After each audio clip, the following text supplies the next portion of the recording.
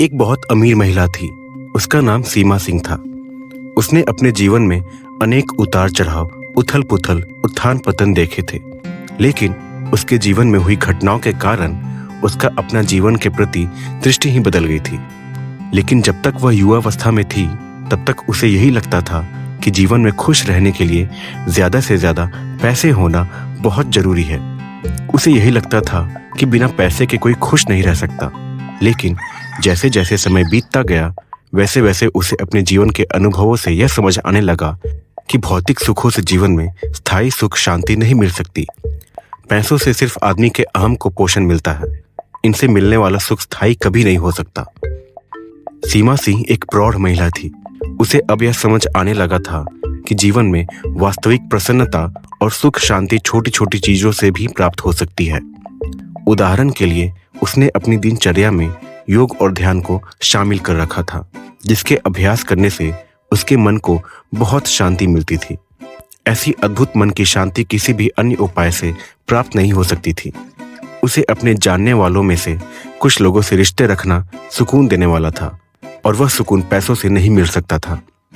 इस तरह वह इस निष्कर्ष पर पहुंच चुकी थी कि भौतिक सुखों से मन की सुख शांति का कोई संबंध नहीं है।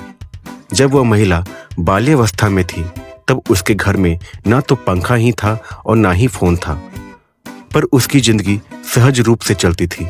लेकिन आज वर्तमान का जीवन पहले से काफी बदल चुका था। आज उसके पास बहुत पैसे थे। उसने बहुत पैसे कमाकर जमा कर लिए थे। आज उसके घर के प्रत्येक कमरे में एसी लगे थे। एसी नहीं चलने पर उसे नींद नहीं आती थी। मोबाइल फोन और टेलीविजन के बिना काम ही नहीं चलता। फोन के बिना तो जैसे लगता है कि सब कुछ रुक सा गया है। अब सीमा यह मानने लगी थी कि एक सहज और प्रसन्नतादायक जीवन जीने के लिए केवल भौतिक सुख सुविधाओं पर निर्भर रहना ठीक नहीं है। सीमा को पहले यह लगता था कि एक हंसी खुशी का जीवन जीने के लिए बहुत सारा पैसा होना जरूरी है, पर अब सीमा यह समझ चुकी थी कि जीवन में खुशहाल रहने के लिए बैंक में बहुत सारा पैसा जमा होना जरूरी नहीं है, क्योंकि ढेर सारा पैसा जमा करके भी निश्चिंत होकर जीवन नहीं जिया जा सकता। क्योंकि केवल धन का एक सीमा से अधिक उपभोग करने से खुद को खुशी नहीं मिल सकती। इसलिए जीवन में यह निर्णय करना कि हमें कितना भोग करना चाहिए और कितना धन जमा करना चाहिए, क्योंकि पैसा को जमा करने का एक सीमा होना जरूरी है।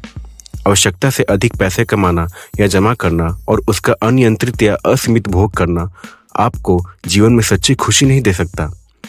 जब सीमा 50 साल की हुई तब उसके पति की मृत्यु हो गई। उसके अपने पति से बहुत अच्छी सामंजस्य थे।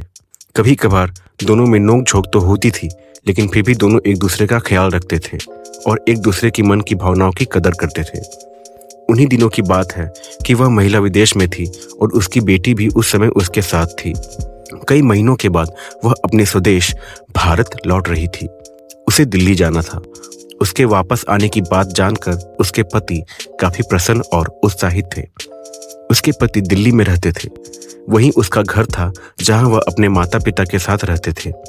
उसके पति उसे लेने के लिए खुद कार चलाकर एयरपोर्ट तक आ रहे थे, लेकिन दुर्भाग्यवश एयरपोर्ट पहुंचने से पहले ही उनकी कार दुर्घटनाग्रस्त हो गई, जिससे उनकी मृत्यु हो गई। सीमा के पति के निधन से उसका जीवन बर्बाद हो गया। उसके पति को मरे हुए अभी 1.5-2 साल ही हुए थे कि सीमा की एक दोस्त ने उसे फोन किया, जिससे उसे पता चला कि उसके बेटे का एक्सीडेंट हो गया है। उसके बेटे की उम्र उस समय केवल 25 साल थी और वह अपने माता पिता से दूर बैंगलोर में रहकर पढ़ाई कर रहा था। जब सीमा अपने बेटे को देखने के लिए बैंगलोर पहुंची तो उसे पता चला कि उसकी मौत हो गई है। बेटे के शव को देखने के बाद सीमा को यह लगा कि उसे उसके पति की मृत्यु का दर्द उतना गहरा नहीं था जितना बेटे की मृत्यु का गम। सीमा के लिए यह असह्य दुख था। उस दर्द को वह बयां भी नहीं कर सकती थी। जब किसी दूसरे के जीवन में दुख होता है तो उस समय हम यही सोचते हैं कि ऐसा दुख मेरे साथ नहीं होगा। शायद इसी वजह से हमें दूसरों के दुख में उतनी सहानुभूति नहीं होती। लेकिन जीवन में पति और बेटे की असामयिक मौत ने सीमा को अनेक सबक सिखा दिए थे और उसकी जीवन के प्रति नजरिया बदल चुकी थी। पति और बेटे की मौत के बाद सीमा अपने जीवन में बिल्कुल अकेली हो गई थी।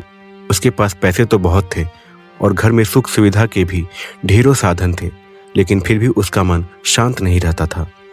उसे किसी भी काम में मन नहीं लगता था। उसके लिए खुशी नाम की चीज नहीं रह गई थी। तब सीमा ने मन की शांति के लिए योग और ध्यान की कक्षाओं में जाना शुरू किया। मौत को हम सभी एक त्रासदी समझते हैं, इसलिए ना तो हम मौत के संबंध में कुछ सोचते हैं और ना ही उसके विषय में कोई चर्चा करना चाहते हैं। लेकिन अब सीमा को यह समझ आ चुका था कि मौत जीवन का अकाट्य और अटल सत्य है, क्योंकि सभी को एक न एक दिन इस दुनिया को छोड़कर जाना ही होगा। हम लोग दुर्घटनाओं को नहीं रोक सकते, लेकिन उनसे उत्पन्न हालात से निपट सकते हैं। सीमा को आज भी अपने बेटे और पति की बहुत याद सताती है। उनकी यादों को भुला सकना उसके लिए मुश्किल है, लेकिन समय ऐसा मरहम है जो आपको आपके हालात से जूझना सिखा देता है। सीमा के साथ भी यही हुआ। सीमा के पति बहुत बड़ी कंपनी के मालिक थे और उनके न रहने पर वह कंपनी बंद होने को थी। अतः वृद्धावस्था की दहलीज पर पहुंच जाने के बाद भी सीमा ने अपने पति के कंपनी को आगे बढ़ाने का फैसला किया और कुछ सालों के बाद खुद को उसकी जिम्मेदारियों से पृथक कर लिया। तब उसने यह निर्णय किया कि आगे का शेष जीवन केवल समाज सेवा में ही बिताऊंगी, क्योंकि सीमा का बेटा उसे हमेशा यह सिखाया करता था कि हमें अपने पैसे, पावर और समय का उपयोग दूसरों की भलाई के लिए करना चाहिए। सीमा को इस बात की खुशी थी कि वह अपने बेटे के जाने के बाद उसके मन की इच्छा को पूरी करने की कोशिश कर रही है। आज सीमा गर्व से यह कहती है कि उसने कभी भी दूसरों के उल्टे सीधे सलाह मानकर जीवन जीने की कोशिश नहीं की। उसने हमेशा वही किया जो उसके दिल को अच्छा लगा। शायद यही जीवन जीने की कला है। इस कहानी से हमें यह सीख मिलती है कि पैसा या दौलत से हमें स्थायी खुशी नहीं मिल सकती।